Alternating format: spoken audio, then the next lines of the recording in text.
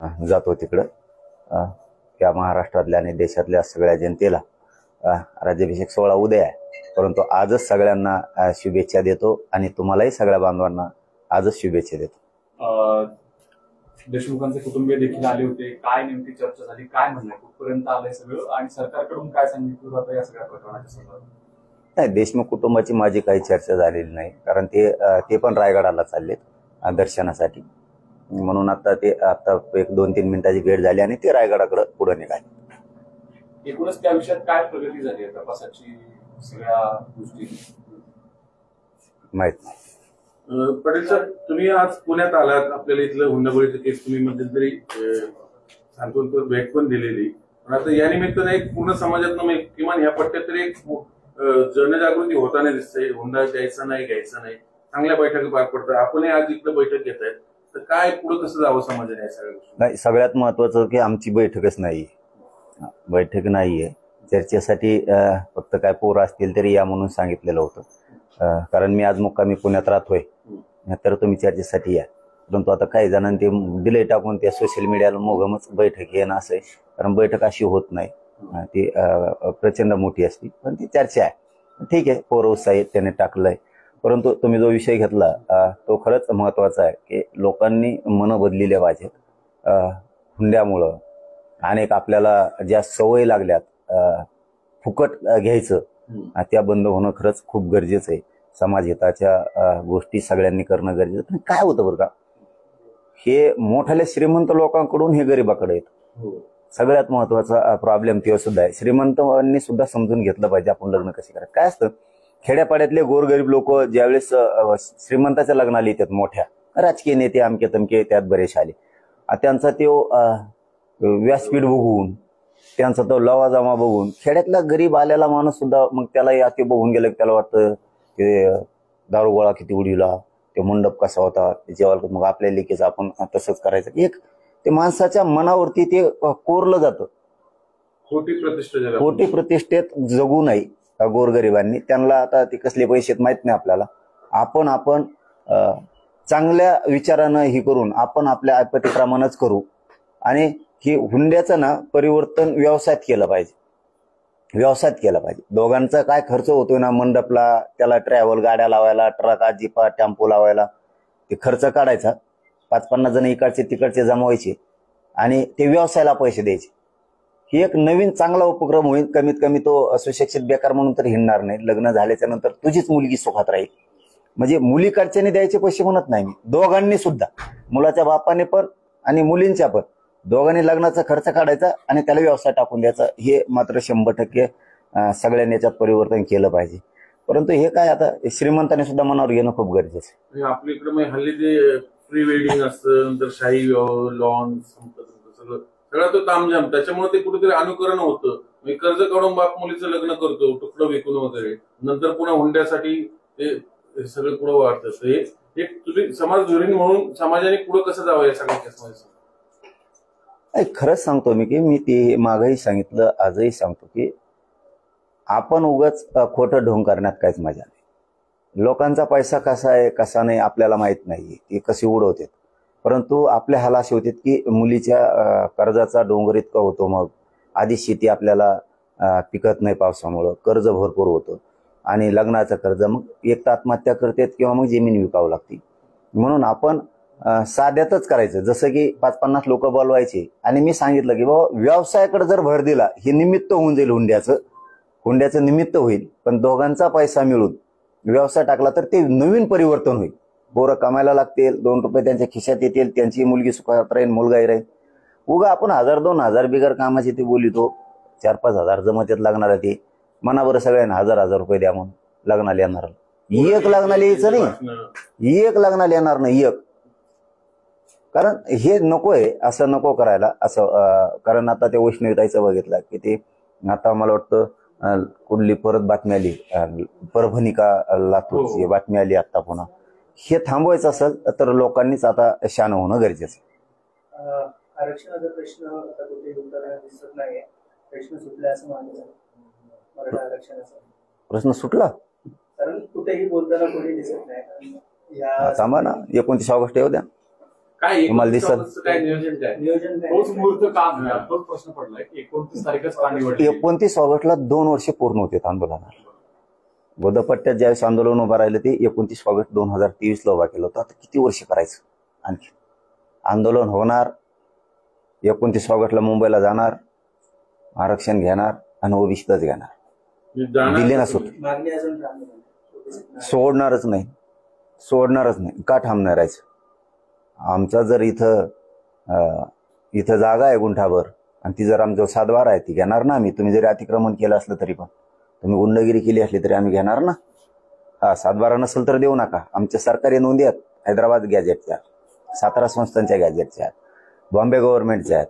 आणि मराठा आणि कुणबी एक आहे याच्यासाठी तुम्हाला आधार लागतो ना कायदा पारित करायला. तर 58 लाख नोंदीचा आधार आहे ना, किती पाहिजे आणखी? यांना आम्ही 29 ऑगस्टला ठेप्याला आणणार आहे. बघूयात देवेंद्र फडणवीसांच्या मनात जातीवाद हाई का नाही, मराठा द्वेष हाई की नाही, मराठ्यांचा ते अपमान करत नाहीत असं म्हणतात ना.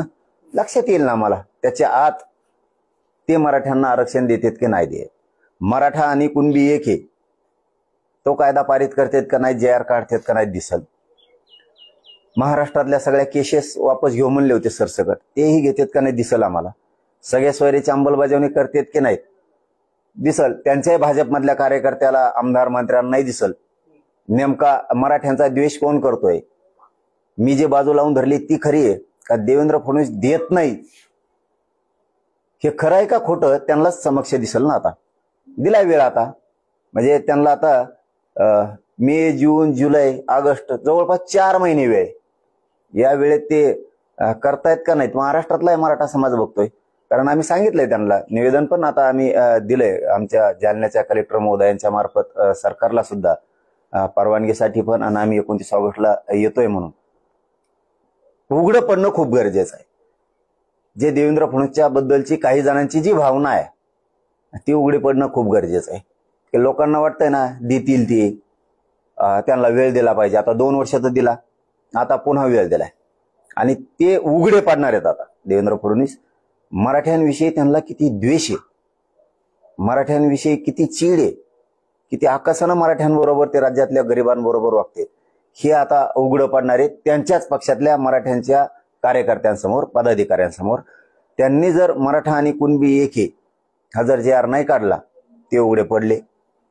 त्यांनी जर सगळ्या सोयरीची अंमलबजावणी नाही केली तर समाजाच्या डोळ्यासमोर ते आले. त्यांनी मराठवाड्याचं गॅजेट नाही लागू केलं तर लोकांच्या नजरेसमोर ते येणार आहेत की हे जाणून बुजूनच देत नाही. म्हणून केसेसचा विषय आणि ते इतके जातीवादानं आणि जातीय द्वेषानं बरबटलेले आहेत ना. मराठा आरक्षणासाठी आत्महत्या केलेल्या कुटुंबाला त्या बलिदानाचे पैसे सुद्धा रोखलेत त्यांनी आणि नोकऱ्या पण रोखल्यात त्यांच्या. म्हणजे इतकं नीचपणाचं काम त्यांच्या हातून व्हायला लागलंय. त्यामुळे आता लोकांच्याही लक्षात येणं खूप गरजेचं आहे. कळलं ना, समाजालाही कळत 29 ऑगस्टला मराठ्यांच्या पोराला त्रास दिला जातोय का मुंबईत, रस्त्यानं त्रास दिला जातोय का, हाय का नाही द्वेषी, मराठ्यांविषयी आकाश मराठ्यांचा अपमान करतोय हे दिसल ना मराठा समाजात. पुन्हा एकदा असा मोर्चा किंवा उपोषणाचा इशारा आहे का असं? स्वरूप काय असणार? 29 तुम्ही बघा ना, 29 तारखेला जाहीर केलंय तुम्ही, पण तुम्ही इथून तुम्ही डायरेक्ट मुंबईत जाणार की मागच्या सरकार जसं नाही डायरेक्ट मुंबईत गेलं जाणार, होतं तसं? डायरेक्ट मुंबईत जाणार. कारण गेल्या वेळेस खूप दिवस लागले जायला, खूप दिवस लागले डायरेक्ट मुंबई. आडवतं पुन्हा आणि ते तर थांबायलाच लागतं लोकांच्या लेकरांना. लोक नाही पुढारी मध्ये येतात, काहीतरी आश्वासन देतात. नाही आता आश्वासन फासवासन नसतं. काय असतं बघा, लय मुद्दाम त्यांनी आपल्याला आडमुठ समजू नये. मुद्दाम म्हणतो आम्ही, आपण नाही येत, आपण वेळ दिला पण आम्हाला वेळच देत नाहीत. आता मुंबईतून वेळ दिला ना, झाले 1.5 वर्ष. आता आहे का बोलायला जागा? आता मराठी कसं काय ऐकतील आणि मी कसं काय ऐकल? आता मुंबईतून माघारी जा किंवा अर्ध्यातून माघारी जा म्हणायला चान्स नाही. त्याचं कारण येतं.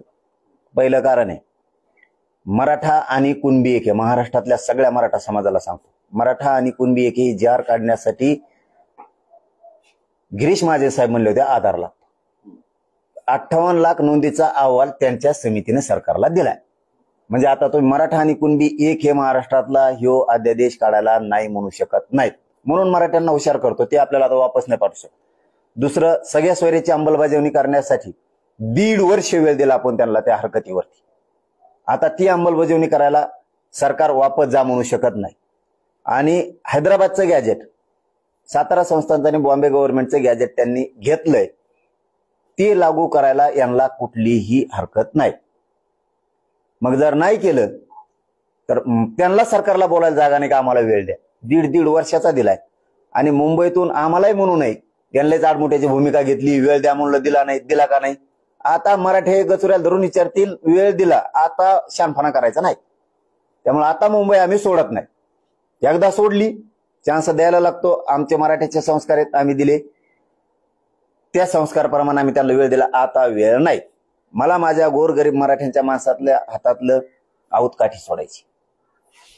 त्यांचे लेकरा बाळ नोकऱ्या लावून उच्च शिक्षण घेऊन तेही मोठे बनले पाहिजेत. डॉक्टर, वकील, इंजिनियर, शिक्षक, पोलीस, महसूलमध्ये तहसीलदार, कलेक्टर हेही बनले पाहिजेत. हे स्वप्न बघायचे. किती दिवस आमच्या गरीब मराठ्याच्या माणसाने आऊतकाठी आणायची, गुडघेतक्या चिखलात काम करायचं, रात्रंदिवस जनावरं वळायचे, ऊस तोडायला जायचे. आमच्या लोकांनी किती दिवस हमाली करायची, आमच्या लोकांनी किती दिवस मोलमजुरी करून लेकरं शिकवायचे. हे त्यांच्या हातातलं मला काढायचं, त्यांना सुखी बनवायचं. प्रश्न असा आहे की दोन्ही उपमुख्यमंत्री मराठा समाजाचे आहेत, मंत्रिमंडळात अनेक नेते, अनेक मंत्री मराठा समाजाचे आहेत, राष्ट्रवादी पक्ष तर मराठा समाज म्हणून ओळखला जातो. तरीही मराठ्यांवर अन्याय होतोय का? होत नाही. मग काय, आम्ही मजा म्हणून थोडंच आंदोलन करतो.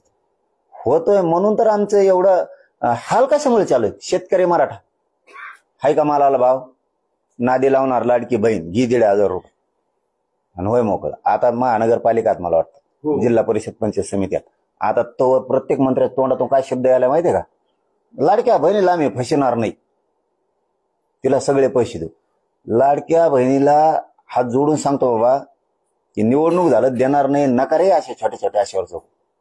लेकरा बाळांचं आयुष्याचं वाटोळं होत आहे. हे सगळं खोटं आहे, हे सगळं बनावट आहे.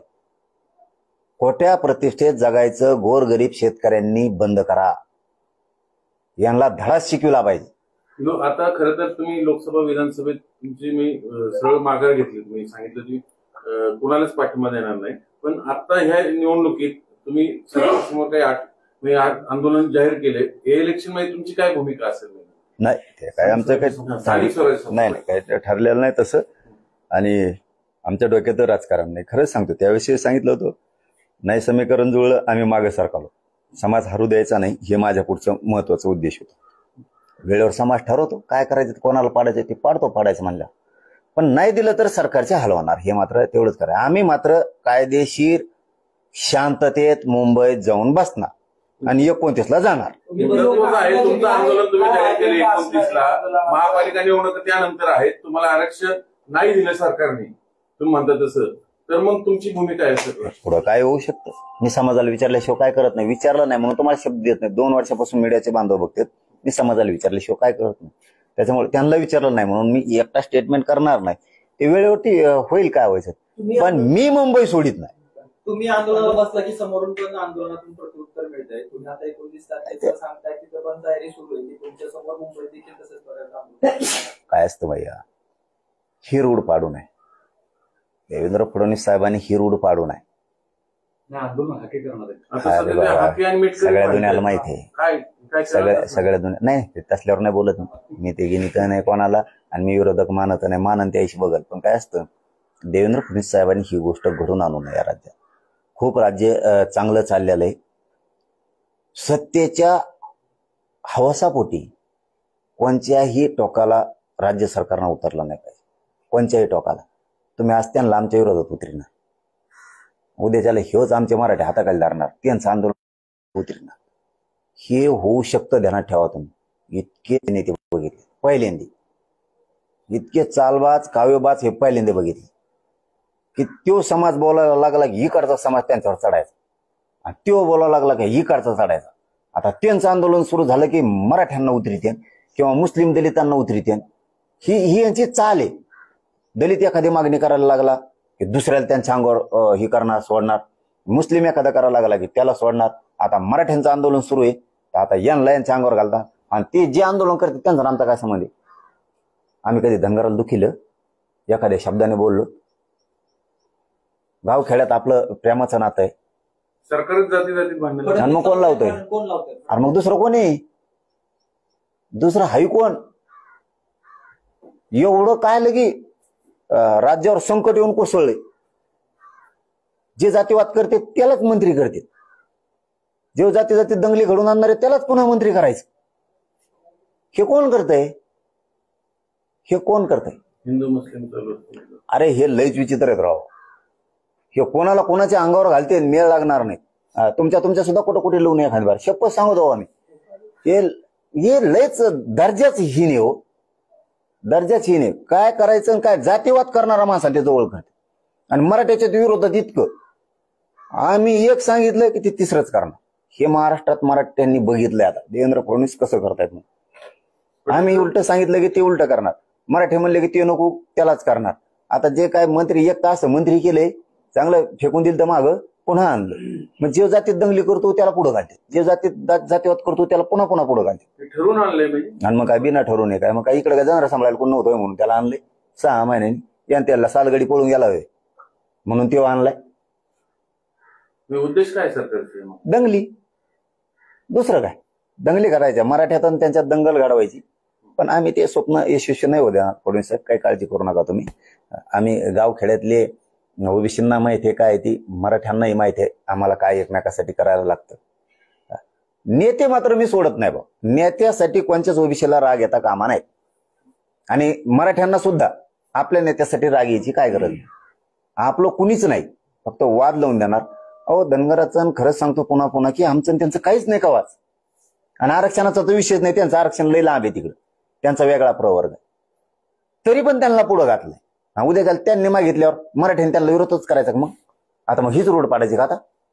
नाही, त्यांचं असं म्हणणं आहे सगळ्याच्या मध्ये, जर मराठा समाज ओबीसी मध्ये आला तर ओबीसी समाज 19% आरक्षण आहे. ज्या बसमध्ये ऑलरेडी जागा नाही तिथं आणखीन गर्दी होईल, आमच्यावर अन्याय होईल म्हणून विरोध आहे असं त्यांचं म्हणणं. बस तर बघून प्रवर्ग द्यावा, द्यायला आरक्षणाला विरोध नाही पण वेगळा द्यावा. अहो दादा बस मोकळी. बस मोकळी, फक्त दारं लावून घेतले त्यांनी येवल्यावाल्यानी. आमचं म्हणणं उघडून बघू दे. तू टांगड्याला म्हणून बसलाय त्याच्यावर. हा आम्हाला उघडून दार तर उघडून बघून द्या आज मोकळा आहे का नाही. सगळं एकटंच झोपत आहे त्याच्यात सामान दामाचं. कोणचं ओबीसी चांगलं झालं मग? आणि चला सांगा कोणचं ओबीसी प्रशासनात शासनात कोणी कोणी तेली लोहार सुतार लोहार कोणी कोणी प्रशासनात सोनार कुंभार राजपूत एकच जातीने ओबीसी आरक्षण काही काडी कुठे आहे? कोण आहेत मग? दाखवा मला. धोबी नावी कोण आहे? दाखवा ना. दाखवा ना मला. 450 जाती सांगताना आम्ही नेता म्हणतात त्यांना काय मिळालं? एखाद बार जिल्हा परिषदला उभा केला का त्या लगेच म्हणजे तू बारीक जाते तू नको आमची जरा मोठी आहे आम्ही उभा राहतो. पडक माग कोणी दाखवा ना. प्रशासनात दाखवा. चला उग फुकट नीतिगिरी करायची आणि मी ओबीसीचं म्हणून सांगायचं आणि गरीबाचं पूर्ण वाटोळं करून बसायचं. ओबीसींना शहाणं व्हावं. आपल्या आपल्यात हे वाद लावून देणार आहेत आणि दंगली घडीणारा त्यांनी आणलाय. पटेल साहेब गेली 2 वर्ष तुम्ही आंदोलन करताय. सातत्याने एक दुसरी बाजू सांगितली जाते की तुमची मागणी ही घटनेला धरून नाही म्हणून सरकारला देता येत नाही आणि तुम्ही हट्टग्राही भूमिका सोडत नाही म्हणून ते मराठा आणि कुणबी एक आहे कुठे सिद्ध करता येत नाही म्हणून ही सगळ्या अडचणी आहेत. कायदेशीर नाही असं कशावर म्हणताय? आमचा एक भाऊ आरक्षणात हे कुणबी म्हणून आणि दुसरा भाऊ नाही. तुम्ही अशी कसं का वागणूक देताय? त्याचा व्यवसाय काय? शेती. आमचा व्यवसाय काय? शेती. आम्हाला कसं काय दिलं जात नाही? बर आमचे किती पुरावे पाहिजेत आता तुम्हाला? आतापर्यंत मला सांगा ओबीसीतली कोणची जात पुराव्याने आरक्षणात घातली? कोणचीच नाही. सर्वे करून मंडल कमिशननं घातली. आमचे पुरावे आहेत ना 200 वर्षापूर्वीची कुणबीची. आता सिद्ध केलंय का नाही आम्ही कुणबी आणि मराठा एक आहे? तुम्ही म्हणलात आधी की नाही तुम्हाला घालता येत नाहीत आधार असल्याशिवाय. आता 58 लाख नोंदी सापडल्यात का नाही याचं उत्तर सरकारनं द्या. मग आम्ही कायदेशीर कसं काय नाहीत आणि तुम्ही कायदेशीर कसं काय आहेत मग? याला उत्तर त्यांचं म्हणजे ज्यांच्या नोंदी सापडतात आम्ही देतोय की ऑलरेडी सर्टिफिकेट. अरे बाबा एकच आहेत ना आम्ही. मग बाकी ओबीसीचे सर्टिफिकेट सापडले का? त्यांचं व्यवसायाच्या आधारावरती तुम्ही ज्यावेळेस आरक्षण लागू केलं त्यावेळेस मराठ्यांचा व्यवसाय शेती आहे. मग शेतीवर आधारित तुम्ही बाकीच्यांना दिले, आमच्या एका भावाला दिले आणि एकाला दिलं नाही. बागवानाला कशामुळे दिलंय? शेती करतो म्हणून. मग आम्ही का वाटगे आणतो की इकडं? समुद्र आहे का आमच्या तिकडं? आमच्या तिकडे शेती नाही का? माळी समाजाला कशामुळे दिले? शेती करतो म्हणून. माळ्याच्या आमची किती जागेवर बांधा दाखवतो मला. तो उभाट्यावर आणतो, आम्ही उभाट्यात आणतो. तो का टकोर घेऊन आणतो गावात? आता याला दुसरं असं सांगितलं जातं की मुळात आरक्षणाचं सूत्र हे डिस्क्रिमिनेशन वरती आहे, म्हणजे सामाजिक दृष्ट्या ना की आर्थिक दृष्ट्या. मग मराठा समाज त्या निकषात कुठं बसत नाही, म्हणून ते आरक्षण देता येत नाही. म्हणजे सरकारला शहाणं झालं म्हणायचं. आयोग त्यांचा येडा आहे. मंडल आयोगानंच आरक्षण दिलं ना. आणि मग गायकवाड कमिशन आयोग कोण आहे? त्याने मागा सिद्ध केलं ना मराठ्याला 12-13% म्हणजे तुमची चालच वेगळी आहे का? मराठ्याला जर सिद्ध केलं तर त्याला मागास नाही म्हणायचं, आणि मंडल कमिशननं मात्र मागास सिद्ध केलं की लगेच त्याला आत घ्यायचं. ही सिस्टम आहे का सरकारची? नवीन धोरण आणलं काय? एखादं आखलंय ते आनंदाच्या शिऱ्यासारखं. ते दिवाळीला आनंदाचा शिरा आणला होता मतदानावर. हा कुंकड गेला का ते शिरा सापडा ना, ते भुंगे खाल्लेले डाळला दिसाना. आता तेल नाही ते वंगण असल्यानं होतं पांढरं, काही दिसणार. म्हणजे तशी चाले की म्हणजे आम्ही मागास सिद्ध असून सुद्धा तुम्ही आम्हाला ओबीसी प्रवर्गात घेत नाहीत आणि नसणारे घेतले. आता 1 वर्षापूर्वी 16 जाती घेतल्या. का मागास सिद्ध केल्या होत्या? कोण आयोग होता? हे पटत नाही का? म्हणजे तुम्हाला तुम्ही म्हणता गर्दी होती, एसटीत गर्दी होती. ते 15 जण चालतात तुम्हाला, आणि आम्ही एकट्याने काय केलं तुमचं मराठ्याने? बरं, कोणचा मराठा आरक्षणात जायचं राहिला? पहिलाच विदर्भ आहे, खानदेश आहे, अर्धा पश्चिम महाराष्ट्र आहे, कोकणचा सगळा पठार भाग गेला, आणि आम्ही मराठवाड्याने काय केलं तुमचं? साधं गणित राहा. तुम्ही म्हणता गर्दी होईल, गर्दी. हे काय करतं? हे चाबर आहे इकडचं. ते काय करतंय हळूच? ते सांगतोय 4-5 कोटी मराठी आता आल्यावर आपल्याला काय रे? असं उलट सांगत. ते खरं सांगा ना ओबीसीला की 70% मराठी आरक्षणात गेलेले, याला 10-20% राहिले, कशाला ठेवायचे? असं नाही म्हणत ते. ते म्हणतात सगळे आल्यावर कसं होईल? मग ते बिचारा गरीब ओबीसीला काय वाटतं? मला खरं आहे ना, 4-5 कोटी मराठी आरक्षणात आलो, खाली का राहील? अरे पहिलेच आम्ही त्या आरक्षणात येत. ते थोडे जायचं राहील. आता तो किती विरोध केला तरी हा बघ, मराठी आरक्षणात गेले तो किती उड्या हान, तू पॅन्टवर उड्या हान, नाही तर लुंग लावून हान, तुला जसं हात तसं हान. आरक्षणात मराठी गेले, अवघं 7-8-9% राहिले. ते बी 29 ऑगस्टला घालतो का नाही बघ? चॅलेंज आहे. मुंबईत सोडित नाही बारी, मी बी नाही आणि मराठी बी नाही. कारण माघारी जायला आता चान्स नाही. आणि मराठ्यांनाही सांगतो, आपण त्यांना 1.5 वर्ष संधी दिली वापस येऊ, आपल्याला आडमुठं समजू नये म्हणून. आता गेलं की माघारी यायचं नाही. आणि तुम्हाला जर 10 पट नाही दिसले ना पहिल्यापेक्षा, तर आपलं नाव तोंडावर घ्यायचं नाही. पण ध्यानात ठेवा, मुंबईत लोकच बसत नाही त्यावर ना. जातीय रंग देऊन दंगली वगैरे घालवायच्या, नेमकं दंगली घडून सिद्ध काय करायचं आणि कशासाठी?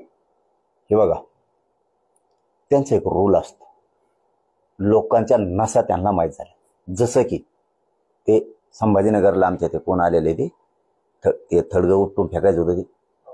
हा, ते दंगल घडवायची, हे त्यांचं हे असतं निवडणुकीच्या काळात. काहीतरी स्टेटमेंट करत असतात.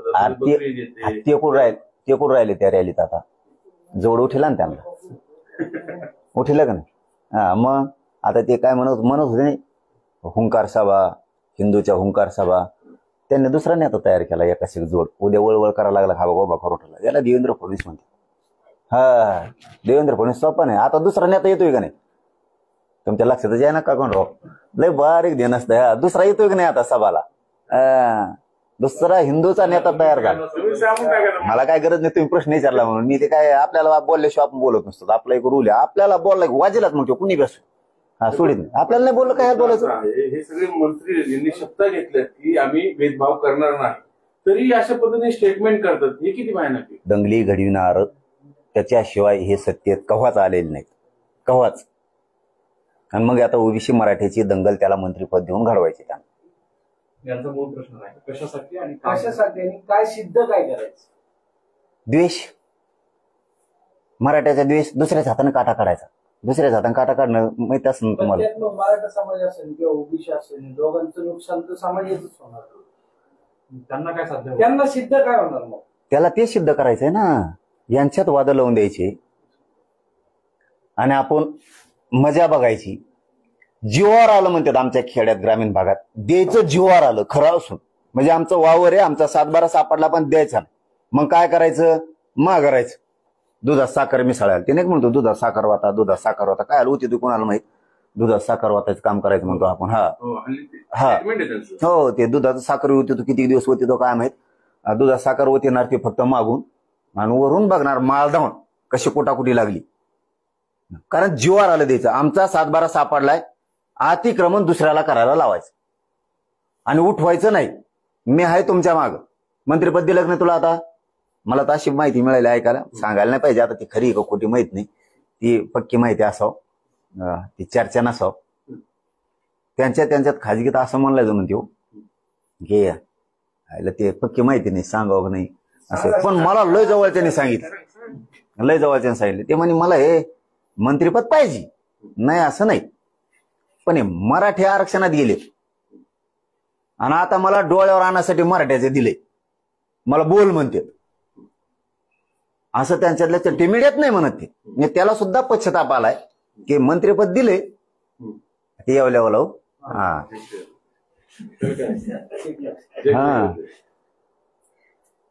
बऱ्याचशा गोष्टी त्या तशा ऐकायला आल्यात की उगाच आता मराठ्याचा विरोध मला पत्करायची वेळ आली. मराठीचा आरक्षणात गेलेलेच आहेत, थोडे राहिलेत, तेही जाणारच आहेत. मला मंत्रिपद पाहिजे म्हणतोय देऊ, पण हे असे उद्योग करायला लावायला लागलेत. आता इथून मागं तरी ठीक होतं, पण आता हे मराठ्याच्या अंगावर मला घालणार, मराठ्यांची नाराजी मला घ्यावा लागणार पुन्हा.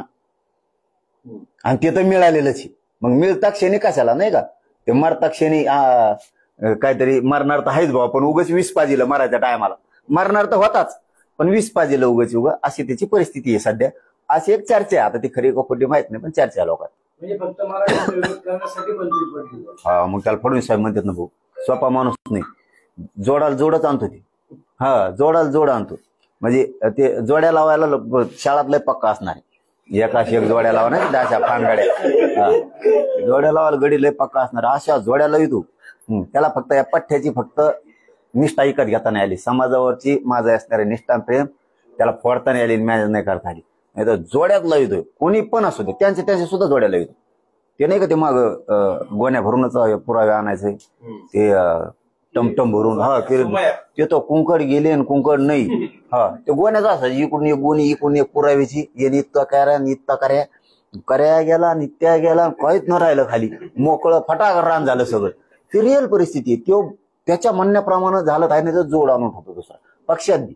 शिंदे साहेबाला जोड फडणवीस हे आणले ते अजितदादा, आता अजितदादाला दुसरा आणून ठेवला की झालं नुसत्या काड्या खुश होतो. यांनी हुशार होणं लय गरजेचं आहे. करत ना भाजपमध्ये सुद्धा जोड आणणार, गडकरी साहेबाला जोड आणि त्या खडसे साहेबाला जोड आणि त्या विनोद तावडे साहेबाला जोड आणि अशा नुसत्या जोड्या आणत राहतो.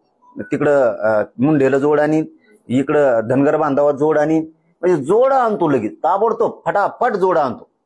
सोबतच्या शहाण व्हावं असं तुम्ही म्हणतात, तर त्यांना बाहेर पडा असं बाहेर काय पडत त्यांनी त्याला मध्ये टाके त्यांनी उचलून ते म्हणते दुसरीकडे जाऊन काय करा.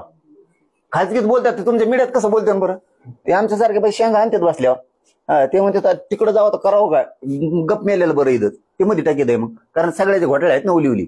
हे एक बी सज्जन नाही यांच्यात, सगळे असे रेटून खाल्लेले ते. पण याच्यात समाजाचं नुकसान होतंय ना. झालं, शेतकऱ्याचं डोळ्यात एकटा वाटोळा झाला.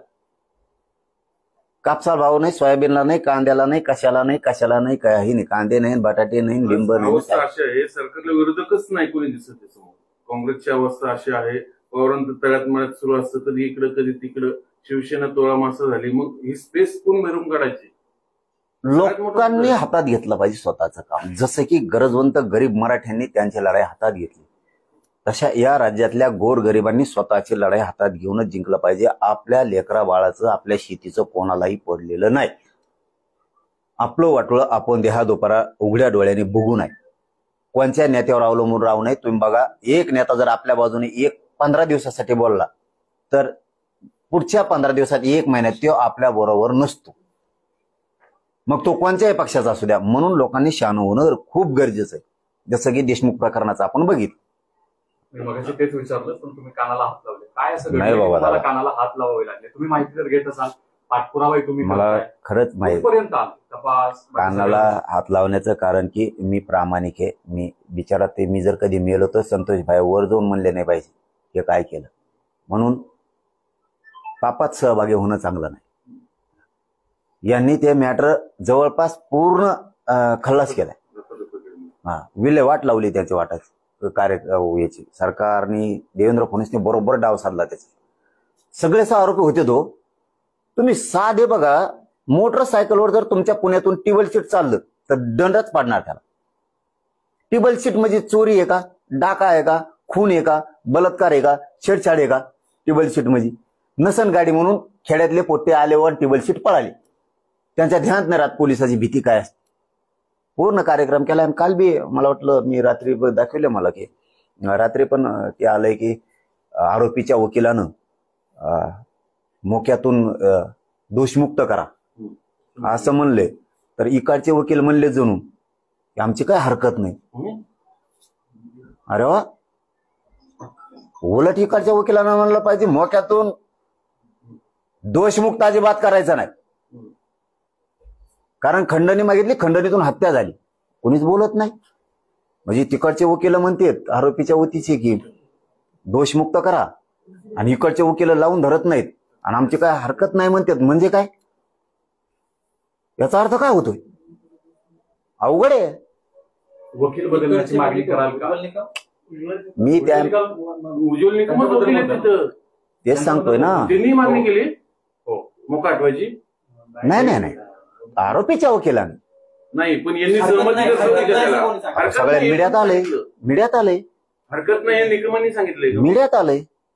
सरकारी वकील तर तेच आहेत ना. मीडियात आलंय. मी माझ्या तोंडचं कधीच बोलत नाही.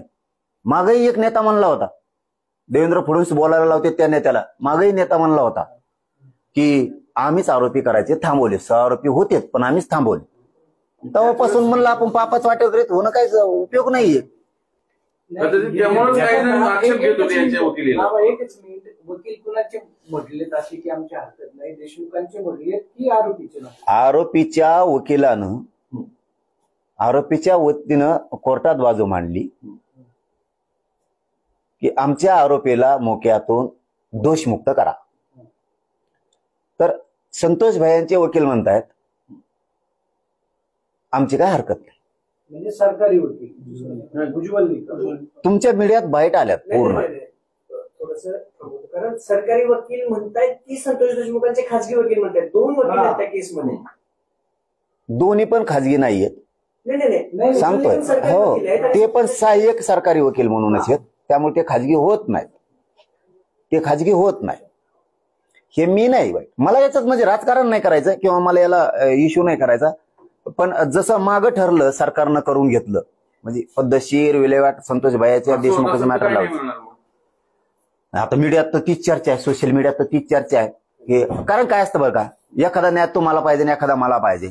त्यावेळेस आपण बोललं पाहिजे आपल्या वकिलानं की ते जर दोषमुक्त करा म्हणतात तर आपल्या वकिलांना बोललं पाहिजे की खंडणीतून खून झालेला आहे, मोक्यातून दोषमुक्त होऊ शकत नाही.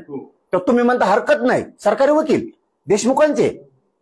देशमुख कुटुंबियांनी आक्षेप घेतले की नाही? देणार नाही. जे सरकार प्रतिनिधी म्हणून देशमुख कुटुंबाकडे जात होते, इथून पुढे त्यांनाही दोष देणार नाही. देवेंद्र फडणवीसने दबावातून त्यांच्या हातून हे घडून आणलंय. आणि ते मीडियात बोलता बोलता बोलून गेले त्या दिवशी 2-3 महिन्यापूर्वी की सहआरोपी सगळे होत होते. पण तेव्हापासून मी म्हणलं हे मॅटर यांनी खूप, फडणवीसांनी राईट गेम लावला, कार्यक्रमाचा विल्हेवाट लावली. आणि काल पुन्हा तेच स्टेटमेंट पुन्हा आलं. काल परवा मला वाटतं किती तारीखेला होतं ते, मला वाटतं 4 का काय तारखेला होतं बहुतेक मॅटर. त्यांनी सांगून टाकलं आमची काय हरकत नाही म्हणून. हे मग याला म्हणायचं काय, मग देशमुख कुटुंबाने आक्षेप घेतला की नाही सगळं? ते काहीच माहित नाही देशमुख कुटुंबाने घेतलाय का नाही. आता थोडा वेळ नाही त्या विषयावर काहीच नाही. त्यामुळेच तुम्ही कानावर तुमची मग 6 आरोपी करायचं नाही म्हणले की मी त्याच दिवशी कानावर हात ठेवलेले की या मॅटर मध्ये जितकं मला प्रामाणिक करायचं तितकं मी टाकते नाही, म्हणून तुम्ही हटलो नाही. कारण आता जर ते सरळ देवेंद्र फडणवीस म्हणायला लागले, म्हणजे प्रतिनिधी देवेंद्र फडणवीसच बोलायला लावतात. बोलवता धनी यागळा आहे, मागून वेगळ्या काड्याने हाली देत पुढच्या भावल्याला. त्याच्यामुळे त्याला बिचाऱ्याला त्या सरकारी प्रतिनिधीला दोष देऊन आता उपयोग नाही. त्यांनीच सांगितलं ना आम्ही 6 आरोपी करायचे थांबवलेत म्हणून. हा, मग लोकांनी बोंबलून काय उपयोगी इथं रात्रंदिवस. भांडायचं कोणाचं? त्याच्यामुळेच ते विषय त्या दिवसापासून म्हणलं ठीक आहे. आणि काल तर वेगळंच ऐकायला आलं. पुन्हा मीडियातच की दोषमुक्त करा म्हणून सांगितलं आणि इकडचे वकील म्हणले हरकत नाही. आमची काय हरकत नाही, हे मी म्हणत नाही, मीडियात शब्द आहे त्यांचा, आमची काय हरकत नाही. उलट अशा ठाम लोकांना विश्वास द्यायला पाहिजे. इकडच्या संतोष भाईच्या वकिलांनी कसल्याही परिस्थितीत मोक्यातून निर्दोष मुक्त होता कामा नाही, इतके पुरावे असे ठाम बाजू आम्ही सुद्धा मांडणार. ते म्हणतात हरकत नाही, उद्या त्याला काय झालं नाही ते देशमुख कुटुंबाचं मी सांगितलं माझा समाज आणि मी ताकदीनं त्या मॅटर मध्ये लढलो. लागन ते वैर अंगावर घेतलं आणि पुढे भेट नाही येणार. पण ज्या दिवशी देशमुख कुटुंब म्हणून त्यावेळेसच बघू. सध्या मी त्या मॅटर मध्ये नाहीये. कारण त्याचं कारण असं की काय तुम्ही याचा 6 आरोपी होऊन देणार नसले आणि असे स्टेटमेंट देणार असले याचा अर्थ काय? काय त्या पापात वाटेकरी व्हायचं माहित असो. ओव्हरऑल तुम्ही सरकारच्या विरोधात सतत तुमच्या प्रश्नांच्यासाठी बोलत आला, टीका करत आला, पण यात फडणवीस यांना सतत टार्गेट केल्याची तुमची भाषा दिसते. पवार असतील, शिंदे असतील, हे मराठा नेते यांच्या विरोधात तितकं तीव्रतेने तुम्ही बोलत नाही. फडणवीसांच्या विरोधातच इतकं द्वेषाने बोलण्याचं काय कारण? सरकारमध्ये तर बाकी मराठा मंत्री आहेत, उपमुख्यमंत्री आहेत.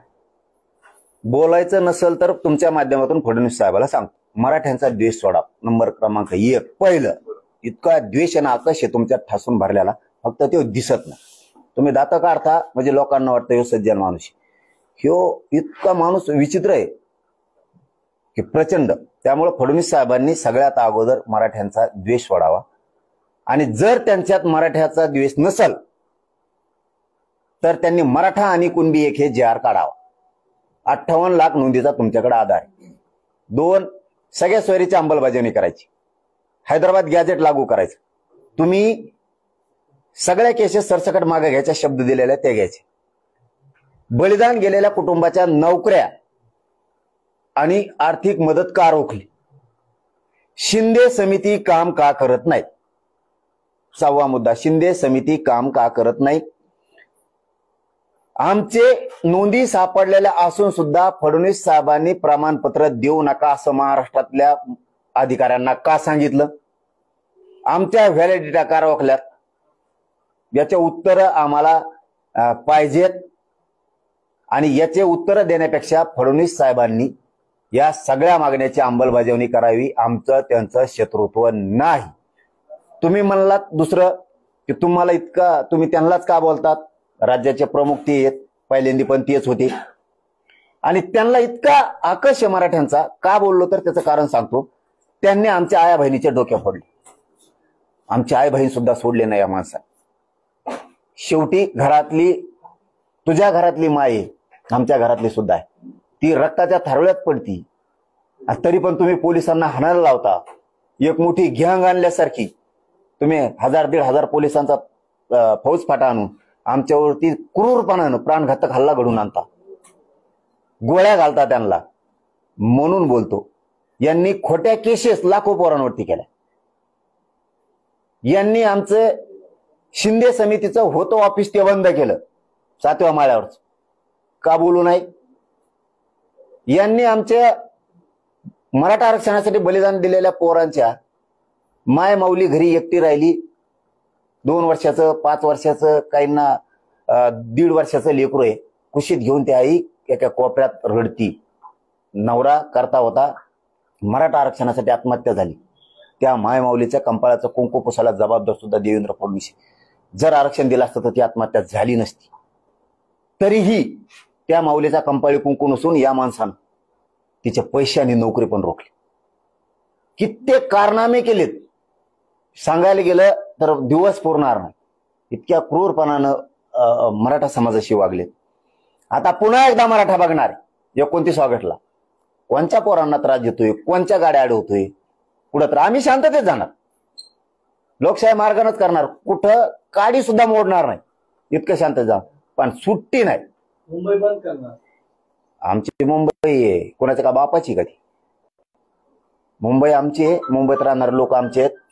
आम्ही शांततेत जाणार, ते आम्हाला सहकार्य करणार, आम्ही त्यांना करणार. फक्त आम्ही मागणीसाठी चाललोय. मुंबई आमची आहे, मुंबई शांततेत राहिली पाहिजे, हेही सगळ्या मराठा समाजाला मी सांगितलेलं आहे. आणि पाठीमागच्या वेळेस तुम्ही अनुभवलं सुद्धा. शांततेत गेलोत, शांततेतच आलो. आता सुद्धा शांततेतच मुंबईत जाणार आम्ही. कोणालाही त्रास होणार आमच्याकडून असं कधी होणार नाही. तुमच्याकडून मात्र आम्हालाही त्रास होऊ देऊ नका. आणि तुमच्या देवेंद्र फडणवीसला सुद्धा सांगा, एकाही माणसाला त्रास द्यायचा नाही.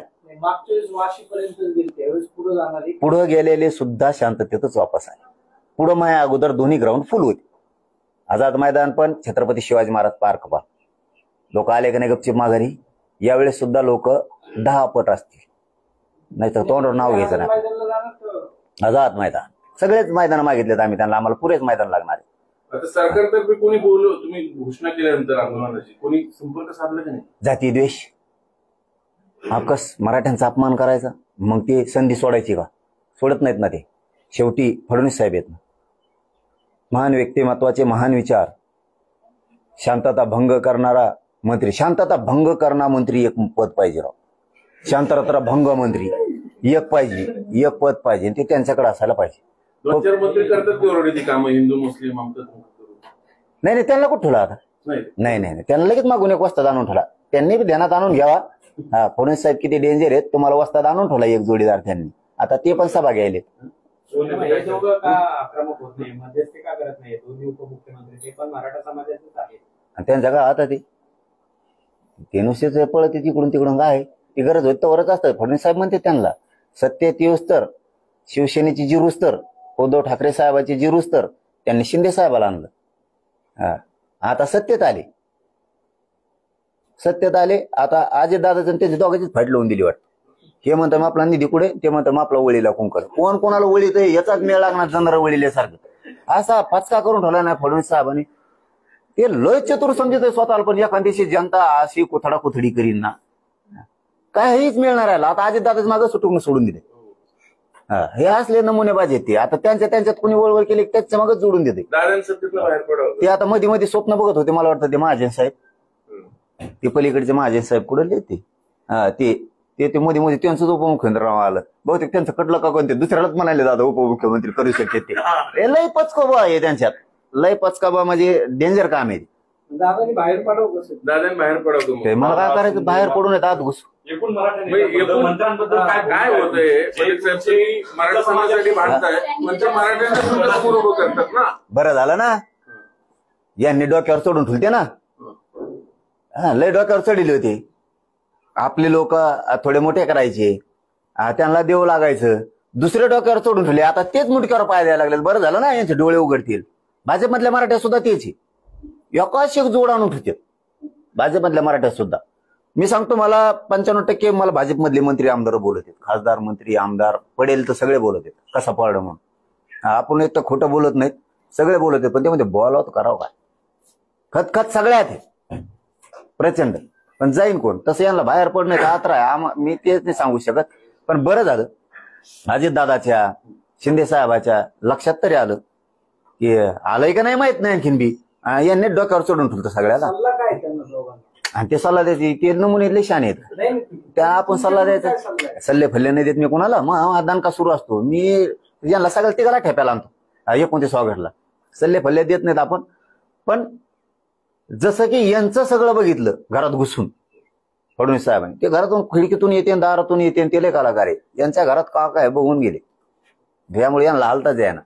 हा, तर यांनी दोघांनी असं करायला पाहिजे ना. आहे ना संधी सत्तेत, त्यांच्या घरात डुकून बघितलं पाहिजे कोणी कोणी किती किती खाल्लंय. पुढं जर कमी सत्ता फत्ता आली यांची तर असं मागं लागायचं ना. तुमच्या लागले होते तसं. बदला होत असतो. कोणी अमृत येऊन आलेला नाही. बदला होत असतो, बदला होणार. सरकार टिकन का अशी परिस्थिती असेल? टिकायला अर्धे यांच्याकडे उभा केले त्यांनी. फडणवीस साहेबांना अर्धे शिंदे साहेबाकडे केले, अर्धे अजितदादाकडे केले. यांचं कोण आहे खाली? घंटे यांचं खाली कोण आहे? आणि त्याला किती कमी पडत तेवढं त्याने शाळा करून ठेवलेली. कसं काय पडत? आगामी स्थानिक स्वराज्य निवडणूक आहेत, तुम्ही काय आवाहन कराल समाजाला? कारण आता ते तिन्ही पक्ष एकत्र येते, आरक्षण नाही राहिलं नाही अशा अवस्था. तिन्ही पक्ष काय एक राहावं, सगळ्याची फजिती आता सांगितलं ना तुम्हाला. ते सांगत नाहीत, फक्त आतून बोलत आहे.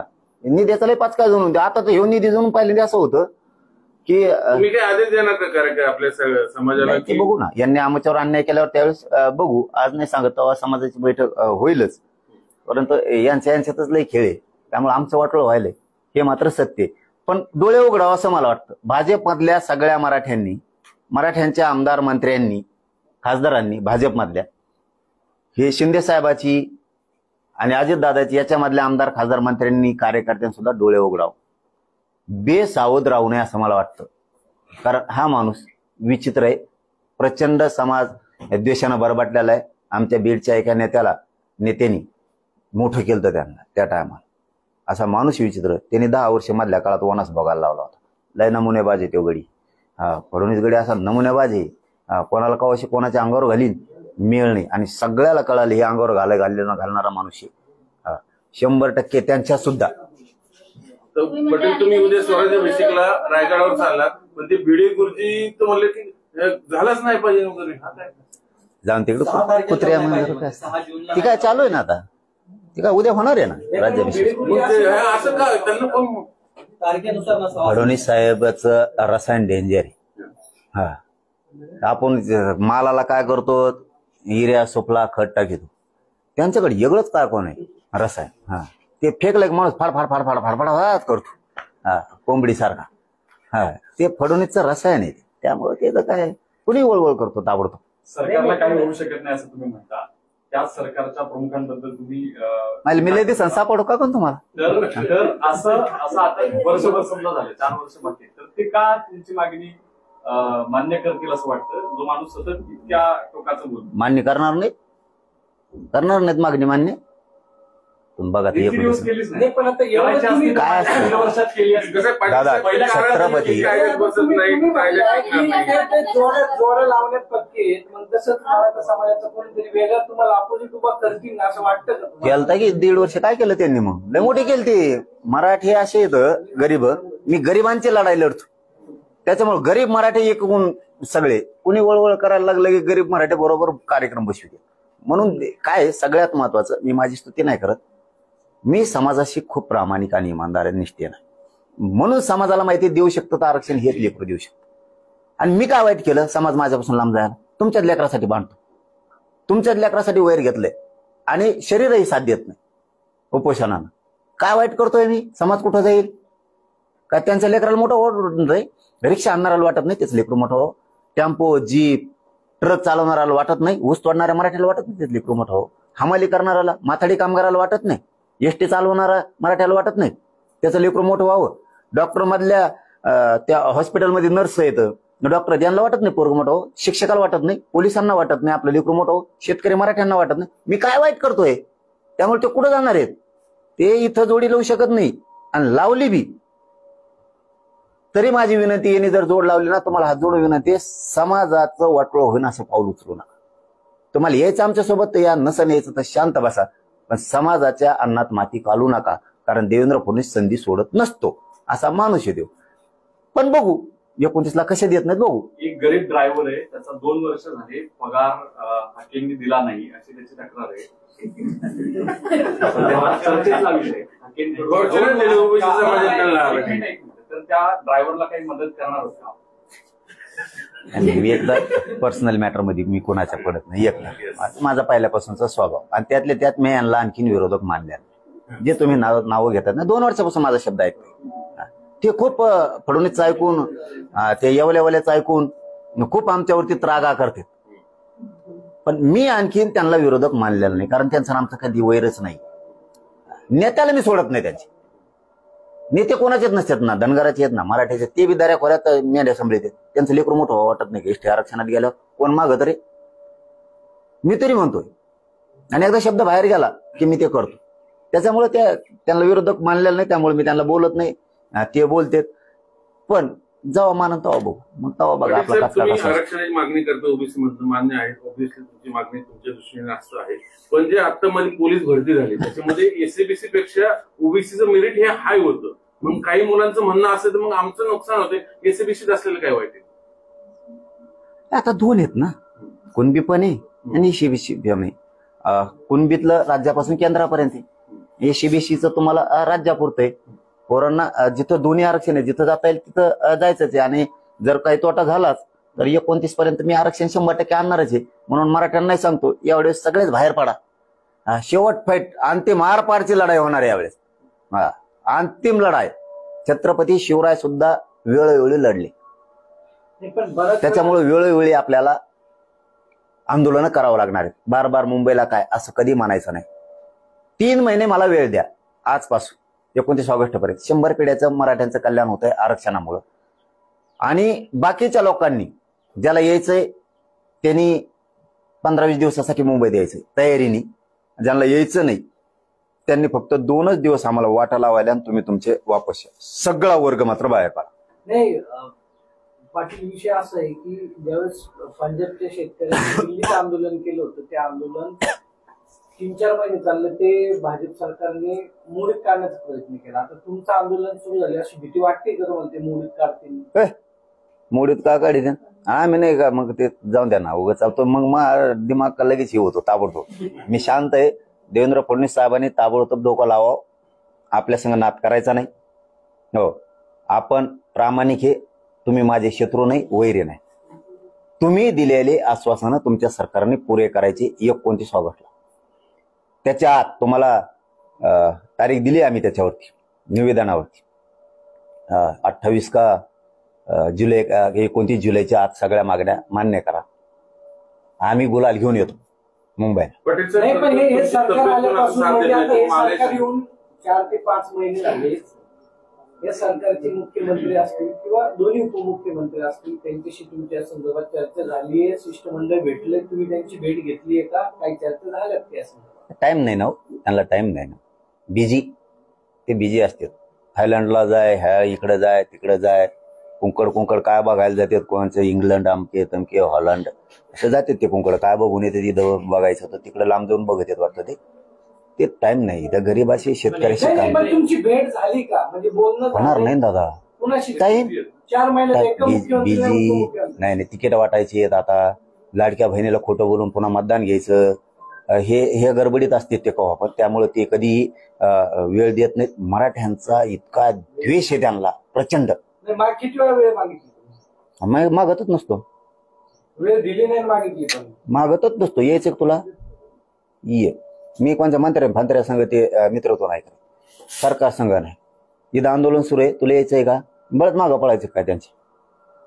आणि त्यांच्या मागं पळून तुमच्या मात प्रश्न मिटत असते. ते तर म्हणतात गाठला उलची गोड बोललो ना मंत्र्यासंघ, तरी ते म्हणतोय घंटाभर बसल्या आला कसा फुटायचं मागं दिसतोय. हा, मी घंटाभर शेंगा आणतो ना, असे घोडे लावतो. नंतर ते म्हणतात नाही राव, हे नाही फुटत.